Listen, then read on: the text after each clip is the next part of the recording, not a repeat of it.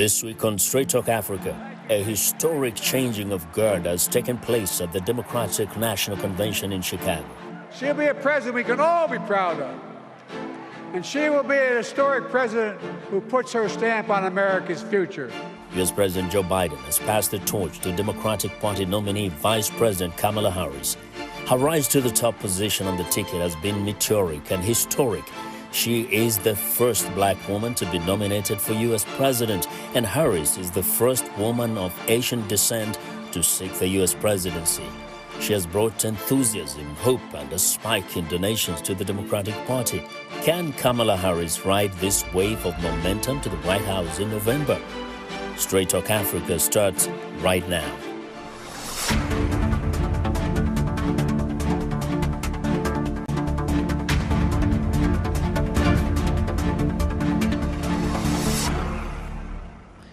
Hello and welcome to Straight Talk Africa, coming to you from VOA headquarters here in Washington. I'm your host, Vincent Makori.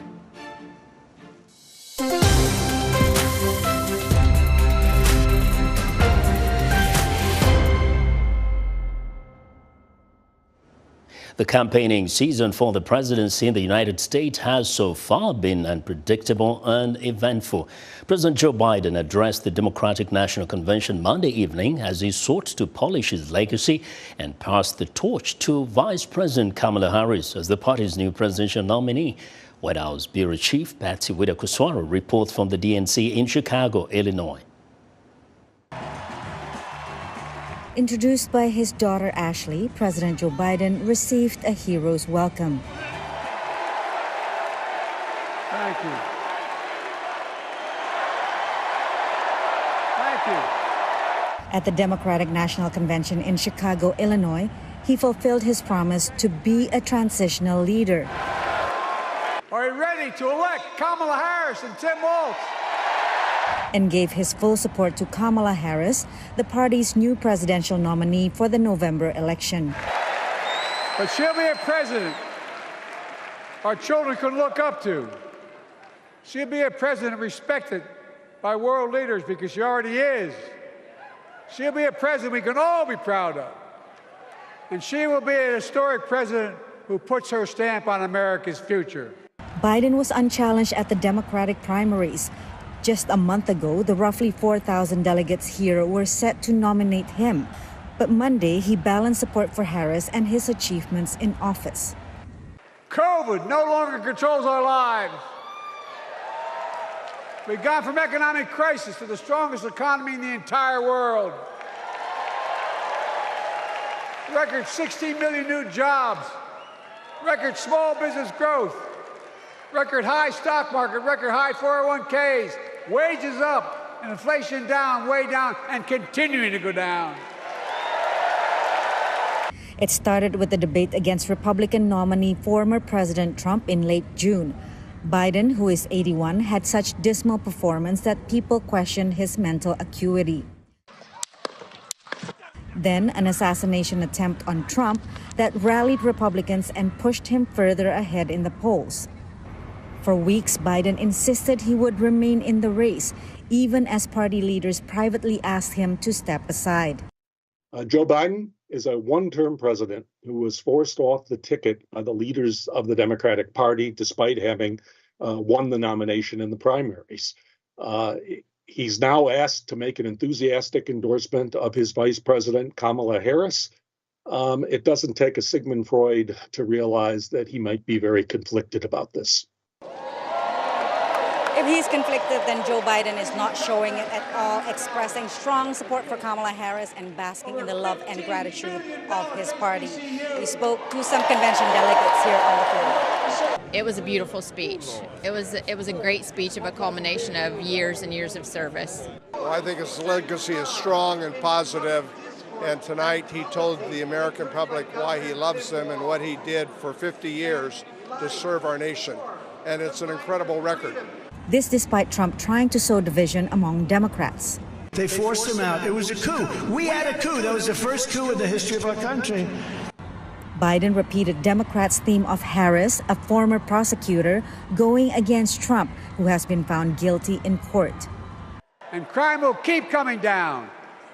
when we put a prosecutor in the Oval Office instead of a convicted felon. Biden ended his speech with an embrace from Harris, cementing his role among Democrats as the leader who could possibly save the country again from Trump, this time by passing the torch. Joe, thank you for your historic leadership, for your lifetime of service to our nation, and for all you will continue to do. We are forever grateful to you. Patsy Widakuswara, VOA News, Chicago. Well, thank you, Patsy, for that report. And now let's go to Chicago and our reporter there, Carol Van Dam, who is at the Democratic National Convention. Hi, Carol. Hey, Vincent, how are you? Fine. Now, you've been there for a couple of days covering the DNC. How would you describe the atmosphere up until Tuesday night? I would say, you know, when we got here Monday, and we were here, of course, several hours before, but even like an hour before the speeches started, there really wasn't a packed room down here. There was only like a quarter of the people in here when the speeches had started. But by the time we got into about an hour before, you know, the main speakers, it was filling up and it was exciting. It was, you know, you could feel the enthusiasm. But last night, oh my gosh, I mean, the energy was just electrifying. And the Obamas, Michelle Obama, the former First Lady, and Barack Obama, the former president, who has been so popular and remains popular, they just blew the roof off the house here. It was really, really exciting. And, you know, some could argue that Michelle Obama might have even gotten the crowd more emotional than Barack Obama did with his message. Both were talking about hope. Both praised their mothers, and especially Michelle Obama's, who passed away not too long ago, and she said that was her last time here back in Chicago to attend her funeral. But they talked about being very hopeful for the future, and former President Obama even said, you know, we don't want 4 more years of chaos and bluster here. Mm-hmm. And everybody went crazy when he said that. Now, of course, that's a major highlight there. Anything else stood out from the speeches? Anything in terms of messaging from anybody else? Yeah, I mean, you can tell that this time, you know, I would say to the lead up to this convention, Democrats haven't been, the leading Democrats I've heard speak haven't been all that forceful about mentioning Trump by name, but they're doing it now. The Monday night speeches, they mentioned him over 50 times. And last night, you know, he made reference to Donald Trump, the Republican nominee, by saying, you know, we don't want these 4 more years of chaos and bluster of when he was president. And just saying, you know, we can't do that anymore. And, you know, made sure that they had to do the work themselves, that they can't wait for somebody else to do it. And Michelle Obama made that point, too, saying, you know, you can't sit around. She talked about Kamala Harris's mother also saying, you can't just complain about things. You can't just sit around. You have to do something. That became a chant for a lot of people when she said, you know, we are going to do something. We're going to get out the vote ourselves. And, you know, what are you going to do? She was like a cheerleader last night. Yes, Carol, there have been protests in the vicinity of the venue there. To what extent have they been noticed or even acknowledged by any of the speakers there? They have been acknowledged, and, you know, there has been a nod to them. They haven't overtaken the speeches by any means, but even President Joe Biden himself mentioned them and said those people out there, something to the effect of, you know, they have a point. And he said he's working hard to bring the hostages home and to get a ceasefire. And something that Bernie Sanders, the senator from Vermont, said, who's seen as a very liberal senator and sometimes a thorn on the side of the leading Democrats, including Joe Biden, had said himself, we're going to demand a ceasefire. But he also said we have to bring the hostages home. Well, thank you very much, Carol. VOA's Carol Van Dam reporting from the Democratic National Convention in Chicago. Now, for more insight into the Democratic Convention and the political realities of the U.S. election, I am joined in studio by Calvin Dock, political analyst and president of RC Communications. And by Skype from Nairobi, I'm joined by David Onserio Monda. He's a professor of political science at the City University of New York. Welcome to both of you. Thank you. Now, let's start from a little distance. Professor Monda, you're in Nairobi, Kenya. You are following the proceedings very closely. What to you stood out prominently from Tuesday's speeches especially? I think that the two big ones were Michelle Obama's speech, Joe Biden's speech, and former President Barack Obama's speech to try and rally the base of the Democratic Party.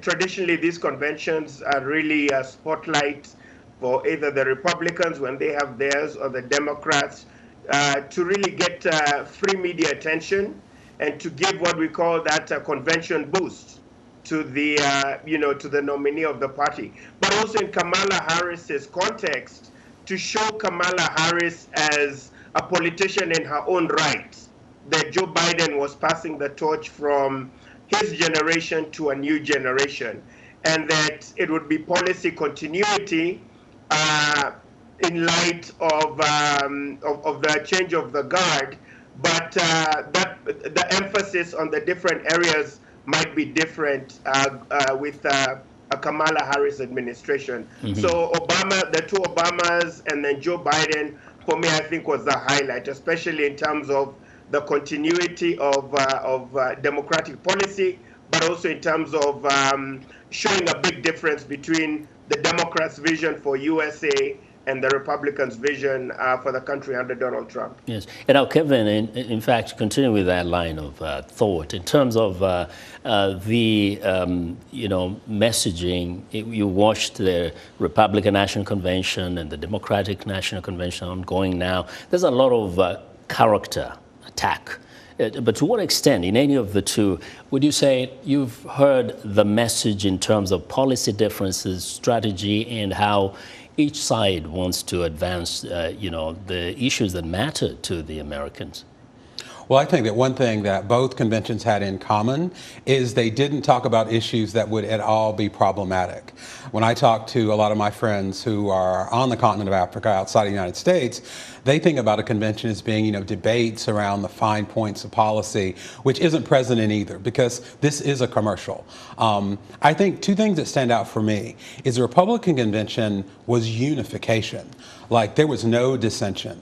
It was all supporting Donald Trump. We remember that came just days after the assassination attempt. And I think what we saw on the Democratic side was unification, but something that wasn't there under Joe Biden when he was the candidate. And that is enthusiasm that isn't tied to Donald Trump. Yes, there was a lot of criticism of Donald Trump, the dangers he might bring, according to some speakers. But a lot of the message was, as Michelle Obama said, hope is making a comeback. There was a message that didn't have anything to do with Donald Trump, and I think that was really positive. Yes. And now, David, we have said, actually, Kelvin did mention that this is a commercial, right? And to a large extent, I always say that the people you see at the venue, on the floor there, are by and large converted. They are already supporters of the party, supporters of the candidate. The enthusiasm, the cheers are expected. To what degree does that translate into influence or at least persuasion outside of that venue to the people who may not have been inclined to vote to that particular candidate? Rallying to the base, because don't forget that even though the country split almost down to the center between Republicans and Democrats, it has two purposes. In this case, one, to consolidate the party behind Kamala Harris, but also to remind Democrats that, they shouldn't boo the Republicans, as Barack Obama was saying, but they need to go out there and vote. So you're really trying to get members of your party to volunteer, to fundraise, and really to energize the party, because there's less than 80 days before the election. But I might also add that having the convention in Chicago, in Illinois, in the Midwest, really focuses the country on those battleground states. And with Tim Walz coming from Minnesota, another Rust Belt state, we really see the Democrats really attempting to ensure that the swing states, the states in the Midwest that will be swing vote states, are solidly behind the Democratic Party. So as much as the conventions are very ceremonial, but they very much really work to consolidate the base. And with this regional emphasis on the Midwest, I think we really see a focus on both parties on trying to make sure that those swing states in the Midwest will come strongly in focus in this election, because most of the rest of the country is either solidly red behind the Republicans or solidly blue behind the Democrats. Well, it's time for a short break. When we return, we'll continue our discussion on the race for the White House. Stay with us.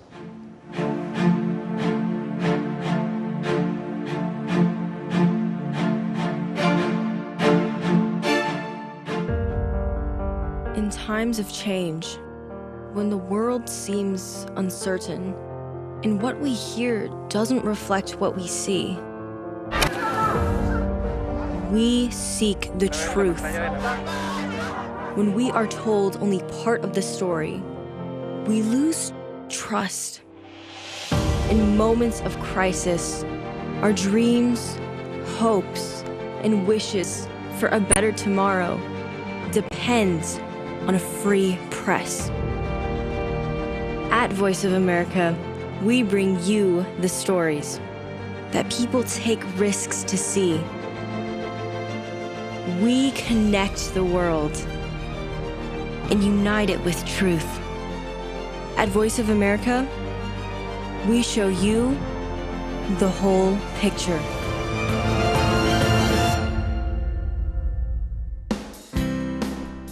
Health, wellness, sport, beauty, medical breakthroughs. Healthy Living cares about your well-being. What are the main health concerns in Africa and around the world? Find out the latest on coronavirus. Connect with our experts and ask them questions. How long does the virus stay? Join me, Linor Moudou, in Washington, every week on Healthy Living, right here on VOA.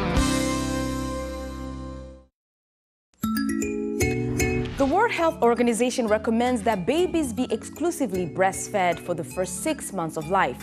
Yet it has been reported that many mothers in Africa do not exclusively breastfeed their infants due to changing cultural norms and lactation challenges. On the next edition of Our Voices, we'll explore how breastfeeding can contribute significantly to the child's survival and look at options for new mothers to produce or get access to safe breast milk. Join the conversation each week right here on Our Voices.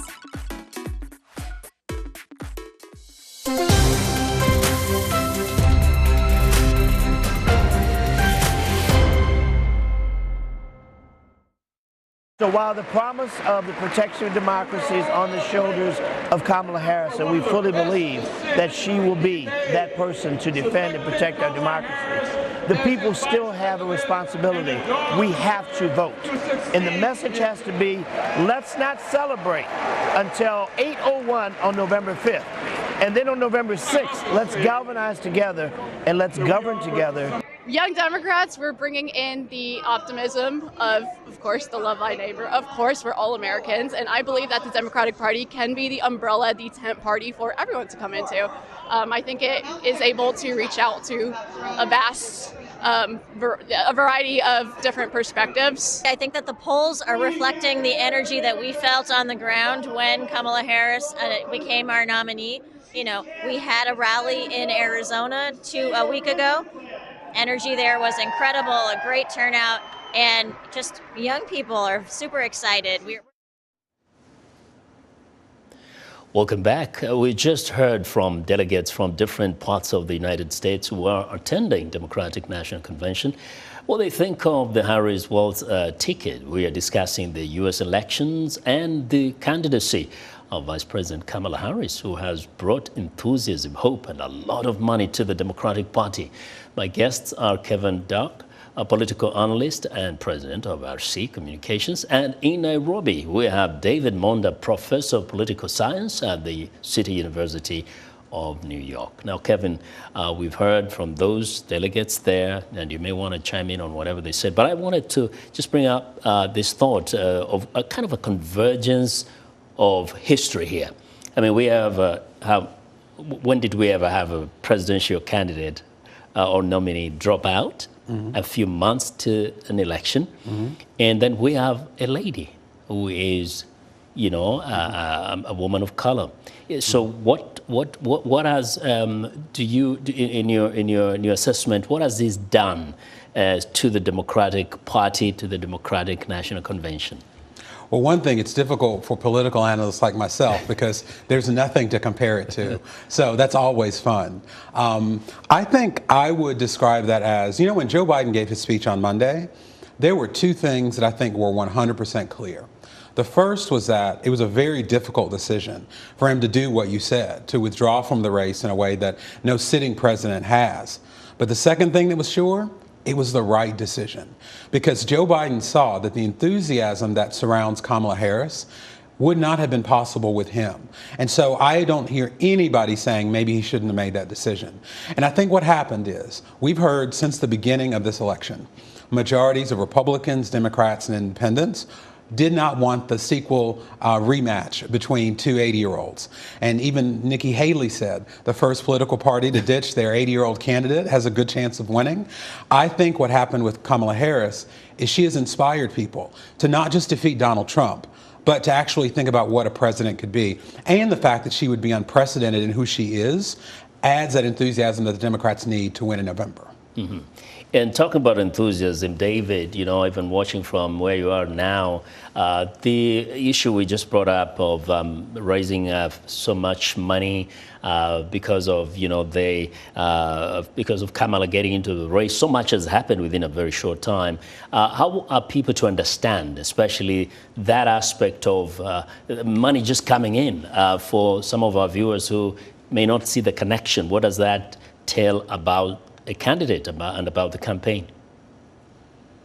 So I think it really shows the strong connection between money and speech, right? So if you go back to the case precedent of Citizens United versus the Federal Elections Commission of 2010, the Supreme Court ruled in that case that money was speech. And I think this opened the floodgates to monies and funding and support, because the way Americans see their elections is if Makori is passionate about the Democratic Party or Republican Party, denying him his chance to donate his financial resources to that party is denying him speech.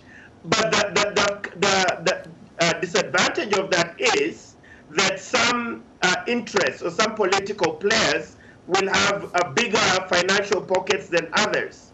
And this then raises the other challenge for what the critics of the U.S. system will say is that elections are being bought by the biggest players, corporations, unions, donors, billionaires, for both political parties. So that's really fundamentally the challenge. But I also want to add one quick point to your earlier question about history. We should not forget that the 1968 Democratic National Convention was in Chicago, Illinois. And the 2024 convention is in Chicago, Illinois. But the difference with both conventions was in 1968, the party was very divided. The Democrats are very divided around Vietnam, right, and a lot of other social issues. But we now see in 2024, the party is really surprisingly consolidated very quickly behind Kamala Harris. So there's also that very historical precedent, not only that you have the possibility of the first female black South Asian, South Indian president, but you also have this idea of first female president, and the Democrats actually looking to break that glass ceiling that for 400 years has denied women access to the presidency of the United States. Okay, Kevin, now the big question. We've seen the enthusiasm, we've seen the funds coming in. To what extent can that enthusiasm translate into a victory in November? Can she ride on this momentum that we are seeing into the White House? I think she can, and I think that the two things to think about are, one, the timing. I know we always think about November 5th, but I'm from North Carolina, and my state, they send out ballots around the first week of September. So we're not talking about a long time for her to keep up that momentum. The second thing, and I think Barack Obama's most important point was this last night, when people started to boo Donald Trump. He said, don't boo, vote. That was a clear message because we see a lot of young people involved. We see the TikToks. I love the TikToks. We see the social media enthusiasm. But if that doesn't turn into votes, then it doesn't change the election. So if we can turn that enthusiasm into votes and keep up the momentum for a good 5 more weeks, Democrats can win. And David, is it also, I don't know if I'm wrong on this, they say the Democrats suffer from that kind of apathy when it comes to voting, and probably the younger generation, right? Right, exactly. And to add to Kevin's point, it'll be very important to get, three key constituencies for the Democrats out to vote, right? So the young people, as Kevin had mentioned, Kamala Harris really needs to work to get these new voters onto the electoral roll. Because remember, a lot of these swing states, are won by very small margins. So that's one constituency, young voters. Second constituency will be suburban white women, college-educated white women. Let's not forget that they are very concerned around women's reproductive rights and women being denied access to abortion and to reproductive health services. But I think a third key constituency here will be for Kamala Harris to attempt to get at least Barack Obama numbers of black African-American voters out to vote. So we're looking at least above a 95% of the black vote. Because what Donald Trump has been trying to do, which is how he won in 2016, was to dampen that enthusiasm from the black voters in these key states. So that will be another key constituency. So young people, suburban white college-educated women, and African-American voters. These are 3 key constituencies for the Democrats, particularly in these swing states. Yes. Kevin, quickly, of course, we had a lady there on the floor of the convention saying, the Democratic Party can be this tent that kind of gets everybody in there. There is sometimes a perception that maybe the Republican Party doesn't attract black voters or people of color. But of course, Donald Trump said, no, I have a lot of support in that constituency. Well, I think what Donald Trump, it's not clear if he's going to get that support, especially now since Kamala Harris is the candidate. But the message behind what he says is true, that nobody's vote is a given. No vote is guaranteed. And Democrats have to fight for every vote, including African Americans, because Trump is. And the party that makes that convincing argument is the party that will win. Nobody owes their vote to any party. Mm-hmm. Yeah. Got to work for it. David, you had a thought? Yes, to echo also what Kevin has mentioned, getting out the vote will be a very important question here. But I think also for Kamala Harris, she really needs to reemphasize the fact that she's running as a female candidate, as a candidate that happens to be female, that's able to do the job. Right, she really needs to reemphasize that, and she really needs to emphasize the policy differences that she has and her vision for America, how it will help pocketbook issues for everybody. Well, gentlemen, we have to leave it here. Thank you both for the thought-provoking discussion. Calvin Dark and David Monda. We do appreciate your time, and thanks to our affiliate stations for broadcasting Straight Talk Africa across the continent. I'll see you next time.